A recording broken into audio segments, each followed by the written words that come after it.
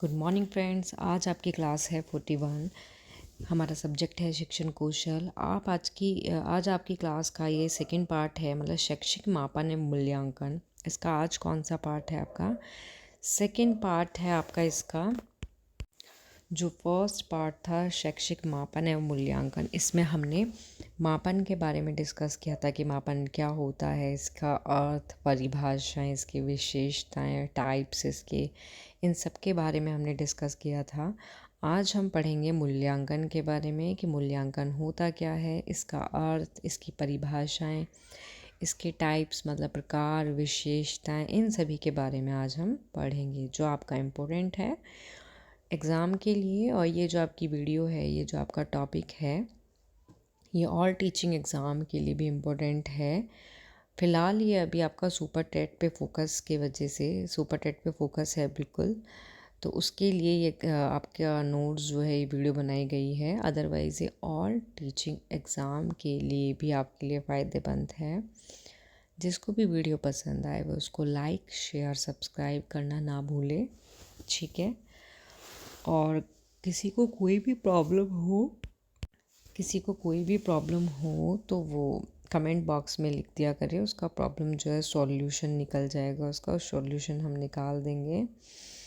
And तब भी video चलाने से पहले आप तब भी चलाओ तो कॉपी पेन लेके बैठा करो कि आप इम्पोर्टेंट पॉइंट्स लिख सको या नोट्स बना सको, क्योंकि हम ऑल टाइम तो क्या है वीडियो नहीं देख सकते, नहीं चला सकते। बाई चांस कभी ऐसा हो जाता है कि फ़ोन के अंदर नेट नहीं होता और हमें कोई टॉपिक पढ़ना होता है, तो हमारे पास अगर नोट्स अवेलेबल होंगे तो हम इजीली क्या करेंगे, हम उसमें से पढ़ सकते हैं एग्ज़ाम टाइम में। क्योंकि सारी वीडियो थोड़ा ना ऑन करके देखोगे, तो आप क्या है जो नोट्स बने हुए हैं आपके कॉपी में, उसमें से देख के आप एग्ज़ाम दे सकते हो, ठीक है। तो हम स्टार्ट करते हैं मूल्यांकन के बारे में। सबसे पहले कि मूल्यांकन का अर्थ, तो सबसे पहले हम पढ़ेंगे इसमें मूल्यांकन का अर्थ, ठीक है। Meaning of evaluation, okay. तो इसके अंदर आपका आता है, तो सबसे पहले तो इसमें आता है कि जो मूल्यांकन होता है उसका शाब्दिक अर्थ, ठीक। तो क्या आता है आपका इसमें? सबसे पहले मूल्यांकन का शाब्दिक अर्थ है मूल्य का अंकन करना। जो मूल्यांकन होता है उसका शाब्दिक अर्थ क्या होता है? मूल्य का अंकन करना। दूसरे शब्दों में हम कह सकते हैं कि मूल्यांकन मूल्य निर्धारण की एक प्रक्रिया होती है, ठीक। शाब्दिक अर्थ क्या है इसका? मूल्य का अंकन करना। और दूसरे शब्द में हम इसको बोल सकते हैं मूल्य निर्धारण करने की प्रक्रिया, जिसको हम क्या बोलते हैं? मूल्यांकन कहते हैं, ठीक। आगे इसमें आता है आपका, आगे इसके अंदर आता है मूल्यांकन शिक्षण प्रक्रिया का एक अविच्छिन्न अंग है, ठीक है। यह प्रक्रिया निरंतर चलती रहती है। कि जो मूल्यांकन है ये प्रक्रिया कैसी होती है? जो निरंतर चलती रहती है, ठीक है। और शिक्षक अपनी कक्षा के छात्रों का मूल्यांकन करते रहते हैं। जो मूल्यांकन होता है वो शिक्षण की एक ऐसी प्रक्रिया होती है जो मूल्यांकन की जो प्रक्रिया है, शिक्षण प्रक्रिया, ये क्या है? निरंतर चलती रहती है। और शिक्षक जो होते हैं, जो टीचर होते हैं, वो अपनी कक्षा में, अपनी क्लास में छात्रों का मतलब स्टूडेंट का मूल्यांकन करते रहते हैं, ओके। आगे इसमें आता है मापन के अंतर्गत किसी व्यक्ति या वस्तु के गुणों तथा विशेषताओं का वर्णन किया जाता है। जो मापन होता है उसके अंतर्गत क्या होता है कि किसी व्यक्ति या वस्तु के गुणों का, विशेषताओं का क्या किया जाता है? वर्णन किया जाता है, जो हमने टॉपिक पहले वाली वीडियो में पढ़ चुके हैं हम। लेकिन मूल्यांकन के अंतर्गत उस व्यक्ति या वस्तु की विशेषताओं की वांछनीय पर दृष्टिपात किया जाता है, ठीक है। जो मापन होता है वो मूल्यांकन का ही एक अंग माना जाता है या एक अंग मात्र होता है। मापन, बस आपको ये याद रखना है, मापन में तो हम व्यक्ति का क्या करेंगे? गुण या विशेषताओं का वर्णन करेंगे। लेकिन मूल्यांकन में क्या करते हैं हम?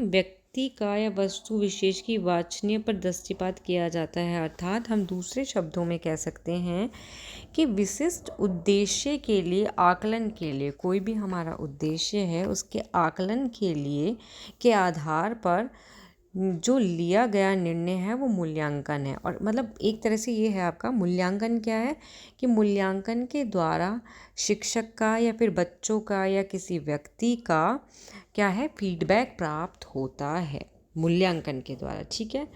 मापन में तो हम क्या है, विशेषता का वर्णन करते हैं या गुणों का वर्णन करते हैं। ठीक है, गुणों का या विशेषता का वर्णन करते हैं व्यक्ति के। लेकिन मूल्यांकन में हमें क्या होता है, शिक्षक का भी और बच्चों का भी फीडबैक प्राप्त होता है। ठीक है। आगे आता है, इसमें आगे आपका है, इसको नोट करके लिखना थोड़ा।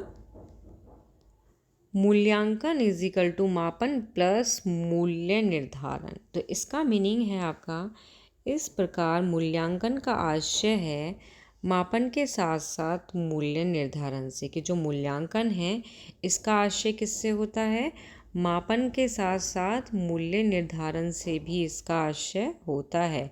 अर्थात इसका मीनिंग है अधिगम अनुभव द्वारा, जो अधिगम है, अधिगम हमने कोई चीज़ सीखी और उसके अनुभव के द्वारा विद्यार्थी में अपेक्षित व्यवहारगत परिवर्तन किस सीमा तक हुए हैं, इसका मूल्य निर्धारण या मूल्यांकन करके निर्णय देते हैं। मतलब कि हमने कोई भी चीज़ सीखी है, उसका अनुभव किया है, उसके द्वारा व्यक्ति का क्या करते हैं, व्यक्ति में या विद्यार्थी में जो भी परिवर्तन हुआ है या परिवर्तन किस सीमा तक हुआ है, इसका हम क्या करते हैं, मूल्यांकन करके निर्णय देते हैं। अतः मापन मूल्यांकन का ही भाग है, सदैव उसमें निहित रहता है। कि जो मापन होता है ये एक तरह से मूल्यांकन का ही भाग होता है और ये सदैव उसमें निहित रहता है। ठीक है। आया समझ आपको कि मूल्यांकन होता क्या है। इससे हमें क्या होता है, बच्चे का या शिक्षक का, हम मूल्यांकन किसी का भी कर सकते हैं, शिक्षक का भी, बच्चे का भी, इससे हमें उसका फीडबैक मिलता है। लेकिन मापन से क्या होता है, हम उसके विशिष्ट गुण के बारे में बताते हैं, व्यक्ति के गुणों के बारे में बताते हैं और उसकी विशेषता के बारे में वर्णन करते हैं। ओके। आगे आपका आता है मूल्यांकन की परिभाषाएं। तो आपके जो मूल्यांकन की परिभाषाएं हैं, मूल्यांकन की परिभाषाएं, डेफिनेशन और रिलेशन, मूल्यांकन की परिभाषाएं निम्नलिखित हैं। ओके। इसमें हमारी फर्स्ट आती है, फर्स्ट है हमारी इसमें परिभाषा ब्रैडफील्ड एंड मोरडॉक के अनुसार। ये क्या बोलते हैं मूल्यांकन के बारे में, कि मूल्यांकन किसी घटना को प्रतीक आविष्ट करना है जिससे उस घटना का महत्व, मूल्य किसी सामाजिक, सांस्कृतिक अथवा वैज्ञानिक मानदंड के संदर्भ में ज्ञात किया जा सकता है। तो ब्रैडफील्ड बोलते हैं कि मूल्यांकन किसी घटना को क्या करता है, प्रतीक आविष्ट करना होता है जिससे क्या होता है, उस घटना का महत्व, कि कोई भी घटना है अगर आपकी, उसका महत्व या फिर मूल्य, किसी जो मूल्य है वो किसी सामाजिक का या सांस्कृतिक का या वैज्ञानिक मानदंड के संदर्भ में ज्ञात किया जा सकता है। ओके। तो ये मोरडॉक और ब्रैडफील्ड के अनुसार है आपकी मूल्यांकन की डेफिनेशन। आगे आपकी आती है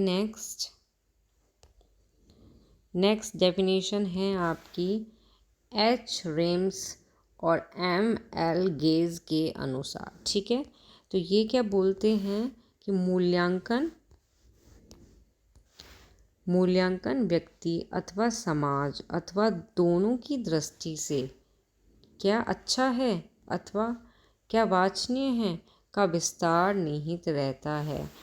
एच रोम्स और एम एल गेज के अनुसार होता है कि मूल्यांकन में व्यक्ति का या फिर समाज का या फिर दोनों की दृष्टि से ही क्या अच्छा है मूल्यांकन करना, क्या वांछनीय है का विस्तार निहित रहता है। ओके। नेक्स्ट इसमें है आपकी डेफिनेशन। ये डेफिनेशन आ जाती हैं आपके, पूछ लेता है कौन से राइटर की है। ठीक। तो नेक्स्ट है आपकी NM डांडेकर के अनुसार। ठीक, तो ये बोलते हैं कि मूल्यांकन को छात्रों के द्वारा शैक्षिक उद्देश्य को प्राप्त करने की सीमा ज्ञात करने की क्रमबद्ध प्रक्रिया के रूप में परिभाषित किया जा सकता है। तो मूल्यांकन को क्या किया जा सकता है? डांडेकर बोलते हैं कि मूल्यांकन को छात्र के द्वारा जो शैक्षिक उद्देश्य हैं उनको प्राप्त करने के लिए सीमा ज्ञात करने की क्रमबद्ध प्रक्रिया के रूप में परिभाषित किया जा सकता है। ओके, तो ये थी इसकी डेफिनेशन। आगे इसमें आता है आपका नेक्स्ट पॉइंट, नेक्स्ट हेडिंग आती है इसमें मूल्यांकन में आपकी नेक्स्ट हेडिंग है मूल्यांकन के उद्देश्य, ऑब्जेक्टिव्स और इवैल्यूएशन। मूल्यांकन के उद्देश्य, ठीक है, ये इम्पोर्टेंट है मूल्यांकन के उद्देश्य, जिसमें हमारा फर्स्ट पॉइंट आता है कि क्या उद्देश्य हैं? छात्रों की वृद्धि एवं विकास में सहायता करना। कि मूल्यांकन का एक उद्देश्य है कि छात्रों की क्या करनी चाहिए? वृद्धि, और उनके विकास में क्या है? सहायता करना ही एक इसका उद्देश्य है। इसमें हम पढ़ेंगे मूल्यांकन छात्रों की वृद्धि विकास में सहायता करता है। कि जो मूल्यांकन होता है वो छात्र की वृद्धि में और विकास में क्या करता है? सहायता करता है। छात्र मूल्यांकन के माध्यम से अपनी प्रगति के बारे में जान सकते हैं। जो छात्र हैं वो अपने मूल्यांकन के थ्रू किसके बारे में जान सकते हैं? अपनी प्रगति के बारे में, मतलब कि वो कितनी प्रगति कर चुके हैं, कितनी उनको करनी है, उनको कितनी नॉलेज है। मीन्स अगर आपके टीचर ने कोई चीज़ आपको सिखाई है, वो उसका टेस्ट लेंगे, फिर फीडबैक देंगे, तो आपको पता लग जाएगा कि आपको कितना आता है, कितना नहीं आता है। आगे इसमें है अपने विकास का प्रयास करते हैं, और मूल्यांकन के थ्रू ही वो क्या करते हैं? अपने विकास का प्रयास करते हैं। छात्र को जिस क्षेत्र में अपने विकास में कमी लगती है वह उस क्षेत्र के विकास पर अधिक ध्यान केंद्रित करता है। इस प्रकार उसका चतुर्भुज विकास संभव हो पाता है। तो इसमें क्या है? इसमें इसका उद्देश्य में यह भी है कि छात्र को क्या होता है? मूल्यांकन के थ्रू अपनी कमी का पता लग जाता है, जिससे वो क्या करता है? विकास पर अधिक ध्यान केंद्रित करता है। मतलब कि जो उसकी कमी है उसी पर ज़्यादा ध्यान केंद्रित करेगा ताकि उसका विकास कर सके। ठीक है, इस प्रकार उसका चतुर्भुज विकास संभव हो जाता है। किसका? बालक का। ओके, तो नेक्स्ट पॉइंट है इसमें हमारा उद्देश्य। नेक्स्ट आता है आपका, नेक्स्ट में है आपका इसमें पॉइंट छात्रों द्वारा अर्जित ज्ञान की जांच करना। तो मूल्यांकन द्वारा छात्र ने जिस ज्ञान को अर्जित किया है वह कितना उपयोगी है, छात्र उसके माध्यम से अपना कितना विकास कर पाए हैं, इस बात का जांच मूल्यांकन के माध्यम से होना संभव है। मतलब कि मूल्यांकन के द्वारा क्या होता है कि छात्र जिसने ज्ञान को क्या करा है? अर्जित कर लिया, तो वो उसके लिए कितना उपयोगी है, कितना अनुपयोगी है, छात्र उसके माध्यम से अपना कितना विकास कर पा रहा है, इस बात की जांच किसके थ्रू हो सकती है? मूल्यांकन के माध्यम से ही संभव हो सकती है। ठीक है, नेक्स्ट पॉइंट आता है हमारा, इम्पोर्टेंट है, इसको नोट करके लिखना आप। दुनिया के सर्च इंजन गूगल पर टेक्नोलॉजी, पैसे कमाने, ब्लॉगिंग सीखने, मेटाफोर्स, बिजनेस और रिलेशन संबंधी विभिन्न इंफॉर्मेशन पढ़ने आप भारत के popular Hindi platform and article NS का उपयोग कर सकते हैं। ठीक है, दुनिया के सर्च इंजन गूगल पर टेक्नोलॉजी, पैसे कमाने, लॉगिंग सीखने, मेटाफोर, बिजनेस या रिलेशन संबंधी विभिन्न पढ़ने के लिए आप भारत के पॉपुलर हिंदी प्लेटफॉर्म एनएस का आर्टिकल का उपयोग कर सकते हैं। ठीक है,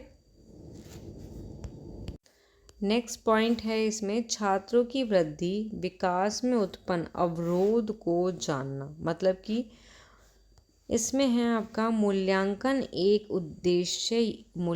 का एक उद्देश्य यह भी होता है कि छात्र की वृद्धि विकास के मार्ग में कौन से अवरोध उत्पन्न हो रहे हैं। मतलब छात्र जो भी वृद्धि कर रहा है, विकास कर रहा है, विकास करते करते उनके सामने कौन कौन से अवरोध या कौन कौन सी प्रॉब्लम उत्पन्न हो रही हैं, उन परेशानी को चिन्हित करना, उन्हें दूर करना। बालक का सर्वमुखी विकास तभी संभव है जब बालक उन परेशानी को चिन्हित करता है कि ये परेशानी आ रही हैं, उन्हें दूर करता है या करना होता है, तो बालक का इससे क्या होता है, सर्वमुखी विकास संभव हो जाता है। आगे, जब उसे अपनी बुद्धि विकास के मार्ग की रुकावटों की जानकारी होगी, यह कार्य मूल्यांकन करता है। मूल्यांकन के थ्रू ही पता लगता है कि बुद्धि विकास के मार्ग में रुकावट की जानकारी के बारे में। ठीक है, नेक्स्ट पॉइंट आता है हमारा 4, छात्रों की शैक्षिक प्रगति में बाधक तत्वों को जानना। मतलब कि आपका मूल्यांकन के माध्यम से छात्र की शैक्षिक प्रगति में आने वाले बाधक तत्व का ज्ञान हो जाता है, जिसके फलस्वरूप भविष्य में छात्र उन बाधक तत्वों को दूर करने का प्रयास करता है। मतलब इसमें भी यही है आपका कि बहुत से तत्व ऐसे होते हैं जो शैक्षिक प्रगति में क्या करते हैं, बाधक के रूप में आ जाते हैं, बाधक तत्व के रूप में आ जाते हैं छात्र की शैक्षिक प्रगति में। तो हमें क्या करना है, उन तत्वों को, बाधक तत्वों को दूर करने का प्रयास करना है और निरंतर अभ्यास करता है। और इसमें हमें क्या है, निरंतर अभ्यास करते रहना है। निरंतर हमें क्या अभ्यास करते रहना है, अपनी कमियों को दूर करने का प्रयास करना है कि जो भी हमारी कमी है उनको दूर करना है। मूल्यांकन एक महत्वपूर्ण उद्देश्य यह भी है कि शैक्षिक प्रगति में बाधक तत्वों को जानना भी है, कि जो बाधक तत्व हैं उन्हें जानना भी है।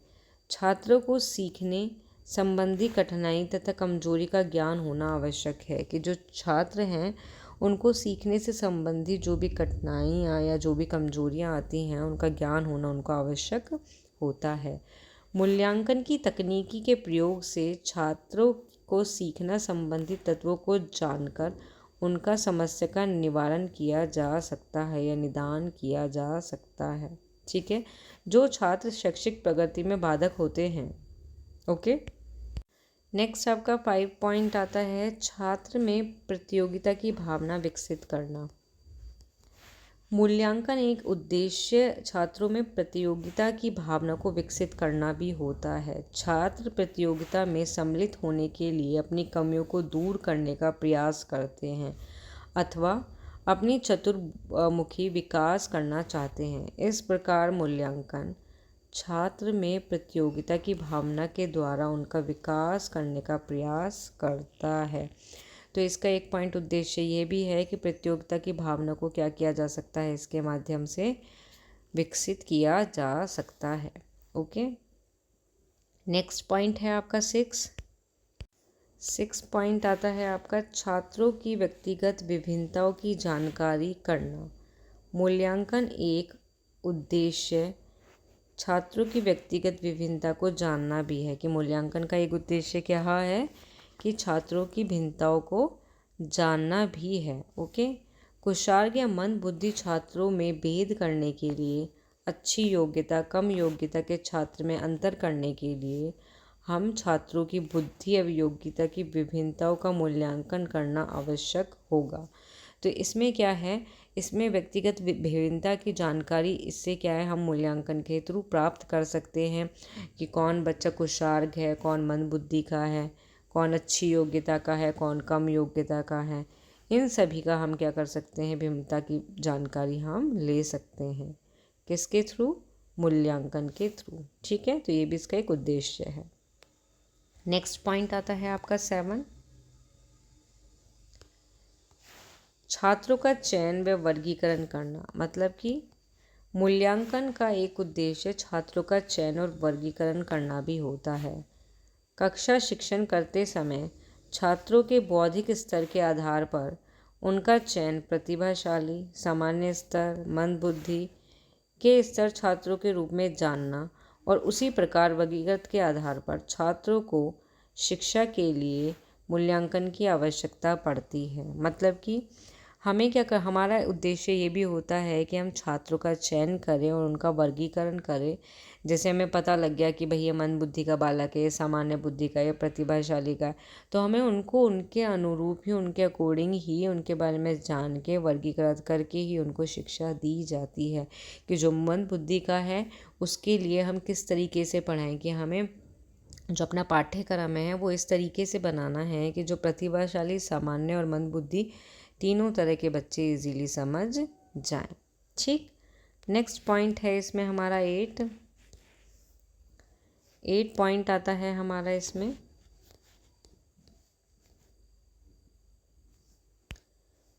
8 पॉइंट है हमारा कक्षा उन्नति रोजगार के लिए शैक्षिक योग्यता का प्रमाण। मतलब कि पत्र देना कक्षा उन्नति रोजगार प्राप्त करने के लिए प्रमाण पत्रों की आवश्यकता होती है। यह प्रमाण पत्र छात्रों को उनके मूल्यांकन के आधार पर वितरित किए जाते हैं, जिसमें ग्रेड, नंबर आदि लिखे होते हैं, जो प्राप्त शैक्षिक योग्यता का प्रमाण होते हैं। इन सभी के मूल्यांकन को आवश्यकता होती है, इन सभी के लिए मूल्यांकन की आवश्यकता होती है। मतलब कि रोजगार प्राप्त करने के लिए हमारे पास क्या होना चाहिए, एक प्रमाण पत्र होना चाहिए। मीन्स रोजगार, जैसे फॉर एग्ज़ाम्पल कि हमें सुपर टेट, हमें क्या है गवर्नमेंट जॉब प्राप्त करनी है, तो उसके लिए एग्ज़ाम रख दिया सुपर टेट। तो सुपर टेट का क्या हुआ, हमने एग्ज़ाम दिया तो हमारा मूल्यांकन हुआ, तभी तो हमें ग्रेड और हमें नंबर मिले। तब हमारे नंबर मिले, उसके बेस पे ही तो हम टीचिंग लगे, तभी तो हमें रोज़गार मिला।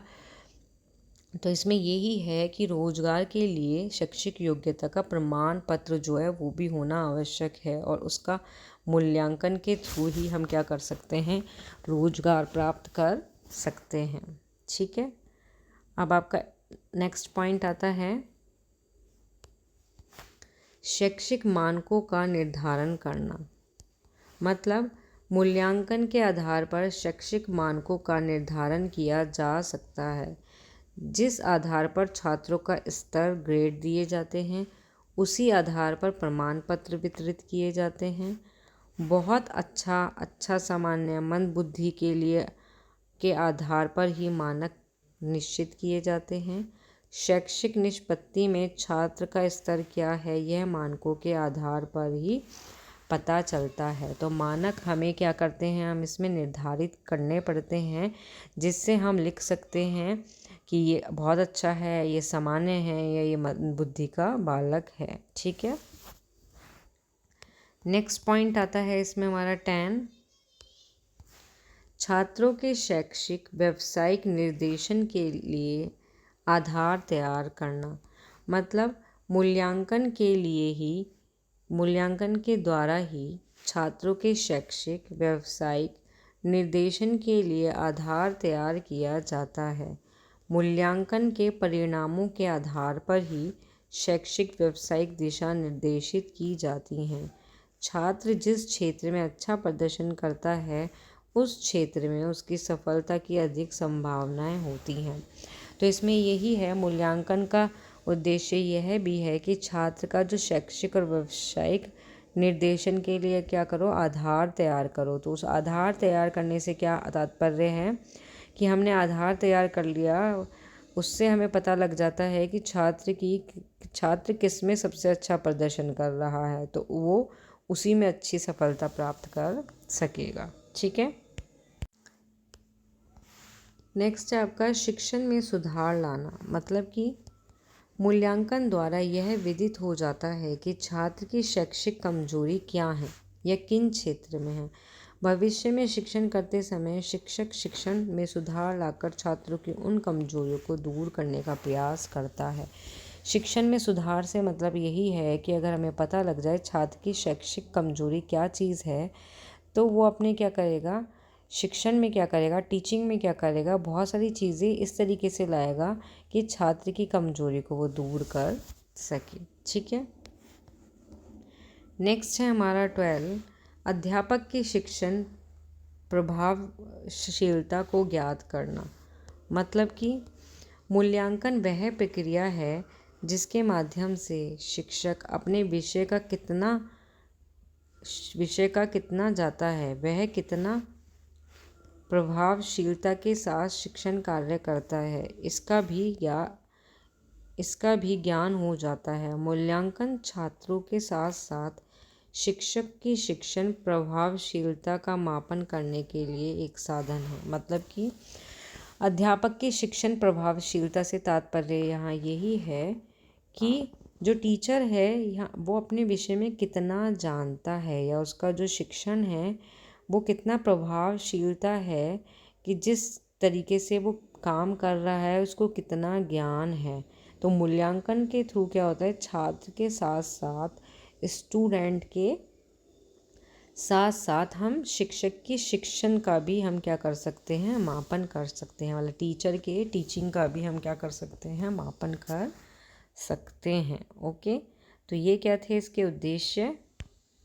नेक्स्ट हेडिंग आती है हमारी, उद्देश्य यहाँ ख़त्म हुए। नेक्स्ट हेडिंग में आता है हमारा, नेक्स्ट हेडिंग है हमारी इसके अंदर मूल्यांकन की विशेषताएं, करैक्टरिस्टिक ऑफ एवैल्यूएशन प्रोसेस। ठीक है, तो इसकी बहुत सारी विशेषताएं होती हैं, जिसमें हमारा फर्स्ट पॉइंट है समग्रता। ठीक है, फर्स्ट पॉइंट आता है समग्रता। तो इसमें क्या है, इसका अभिप्राय है मूल्यांकन के अंतर्गत उन सभी बातों को सम्मिलित करना चाहिए जिससे व्यक्ति के सभी गुण उपलब्धि क्रियाओं को समझा जा सके। तो मूल्यांकन के अंतर्गत हमें ऐसी सारी चीज़ों को लाना चाहिए, ऐसी सारी चीज़ें करनी चाहिए जिससे हमें व्यक्ति के गुण उपलब्धि क्रिया को हम क्या करें, समझ सकें। एक फॉर एग्जाम्पल के लिए, व्यक्ति के ज्ञान का मूल्यांकन करने में हमें सैद्धांतिक, व्यवहारिक, निश्चित, स्थूल सभी प्रकार के ज्ञान की जानकारी करनी पड़ती है। ठीक है, अगर हम किसी व्यक्ति के ज्ञान का हम मूल्यांकन कर रहे हैं तो हमें इन सब चीज़ों की क्या पड़ती है, इन सब चीज़ों की जानकारी हमें होनी आवश्यक है, तभी इसका समग्र चित्र उपस्थित होता है। इसी प्रकार व्यक्ति के पूर्णतः मूल्यांकन करने में उसके शारीरिक, मानसिक, सामाजिक, नैतिक, आध्यात्मिक समस्त पहलू की जांच की जाती है। समग्रता का मतलब यही है कि इसमें हम व्यक्ति के किसका, हर चीज़ का हम क्या करते हैं, पहलू की जांच करते हैं, शारीरिक की भी, मानसिक, सामाजिक, नैतिक और आध्यात्मिक की। ठीक है, नेक्स्ट पॉइंट आता है हमारा विश्वसनीयता। इसमें क्या है हमारा, एक अच्छे मूल्यांकन के लिए यह आवश्यक है कि विश्वसनीय हो, कि मूल्यांकन हमारा ऐसा होना चाहिए कि जो विश्वसनीय हो। ठीक है, तो इसका अभिप्राय है कि मूल्यांकन करने से जो परिणाम प्राप्त हो रहा है, कि हमने जो भी मूल्यांकन कर रहा है उससे जो भी हमें रिजल्ट मिल रहा है वे इतने ठीक हों कि उनमें अविश्वास ना किया जा सके, उसी रूप में स्वीकार किया जा सके। तो विश्वसनीयता का मतलब यही है कि मूल्यांकन इस तरीके का होना चाहिए कि जो उसका रिजल्ट निकल के आ रहा है वो बिल्कुल ठीक होना चाहिए और हम उसको उसी रूप में स्वीकार कर लें। उदाहरण के लिए, किसी व्यक्ति की शैक्षिक योग्यता की जांच करनी है। ऐसी स्थिति में एक बार के जांच में उसके परिणाम प्राप्त हों, उसी परिणाम को बार बार प्राप्त होना चाहिए, तभी मूल्यांकन साध्य है। साधन दोनों रूप से विश्वसनीय होगा, अन्यथा नहीं।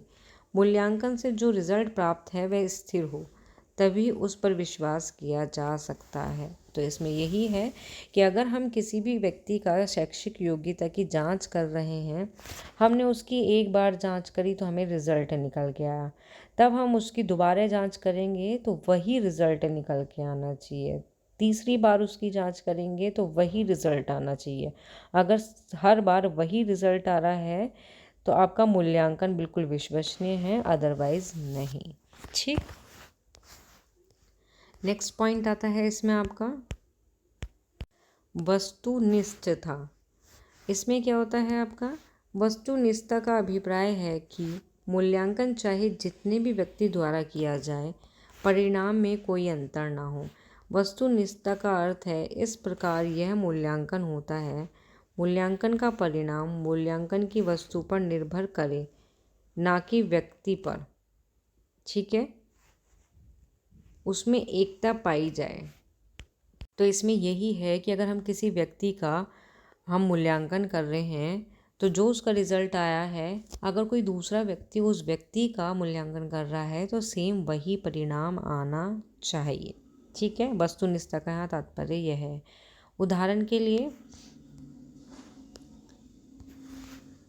भोजन सामग्री के सम्मुख होने पर प्राणी में भक्षण की इच्छा होती है, यह परिणाम हमेशा होता है।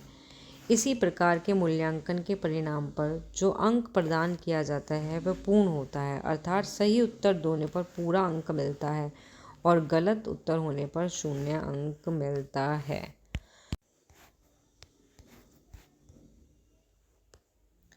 नेक्स्ट है इसमें आपका व्यवहारिकता। ठीक, इसमें आपका पॉइंट इसमें आता है, इसका तात्पर्य है कि मूल्यांकन सुगमतापूर्व व्यवहार प्रयोग में लाया जा सकता है। व्यवहारिकता वस्तु या निर्माण दोनों की दृष्टि से होनी चाहिए, कि जो व्यवहारिकता है वो वस्तु और निर्माण दोनों की दृष्टि से होनी चाहिए।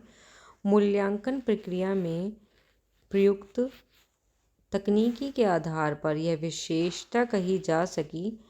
उदाहरण के लिए देखो आप, फॉर एग्जांपल कही जा सकी कि व्यवहारिकता लाने में मूल्यांकन पर व्यय मूल्यांकन के साधनों की उपयोग की सुविधा होनी चाहिए। ठीक है, नेक्स्ट है आपका वैधता।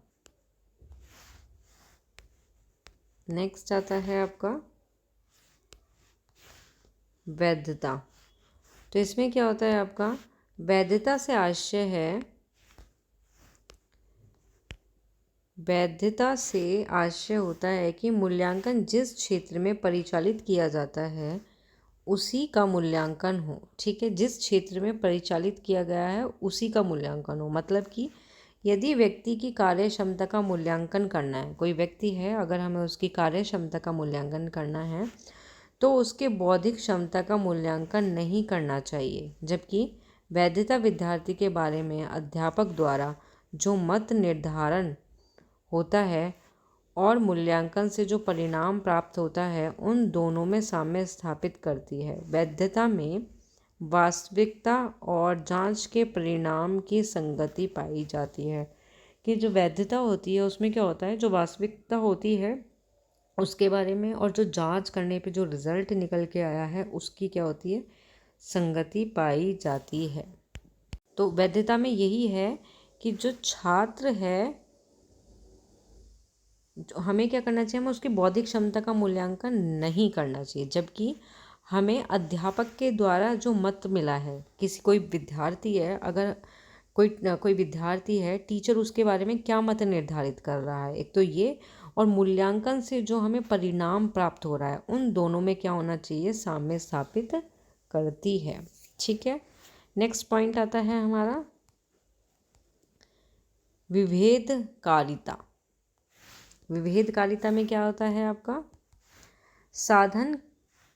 साधन रूप में मूल्यांकन में विभेदकारिता विशेषता पाई जाती है। इसका अर्थ है, इसका मीनिंग है आपका कि यह व्यक्ति में जो गुण हैं उनकी जांच होने पर सभी व्यक्ति की अधिगम विभिन्नता प्रकट हो जाती है।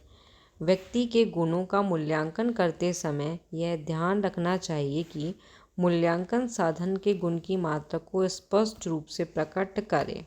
मतलब कि एग्जाम्पल में बताते हैं, व्यक्ति में सच्चाई की मात्रा कितनी होती है यह मूल्यांकन मापनी से ज्ञात करते हैं, जो 2.35 या 7.9 बिंदु तक मापने का प्रयास करती है, जिससे एक छोर पर उच्चतम सत्य दूसरे छोर पर निम्नतम सत्य रखी जाती है। मतलब कि तो इसमें यही है आपका मेन पॉइंट कि व्यक्ति के गुणों का तब मूल्यांकन करते समय हमें ध्यान में रखना चाहिए कि मूल्यांकन साधन के जो गुण की मात्रा है वो स्पष्ट रूप से प्रकट हो सके।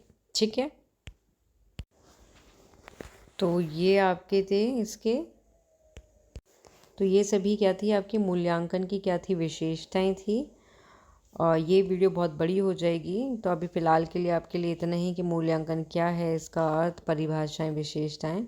नेक्स्ट वीडियो में हम मूल्यांकन से रिलेटेड ही इसके टाइप्स, प्रकार और शिक्षा में इसका क्या महत्व है, ये 2 हेडिंग को हम डिस्कस करेंगे। ठीक है, तो यहाँ आपकी क्लास जो होती है वो होती है समाप्त। नेक्स्ट वीडियो में हम मिलेंगे, मूल्यांकन के टाइप्स, प्रकार और शिक्षा में उसका क्या महत्व है, इसके बारे में हम डिस्कस करेंगे। ठीक है, जिसको भी वीडियो पसंद आई हो वो इसको लाइक, शेयर, सब्सक्राइब करना ना भूलें। Thank you.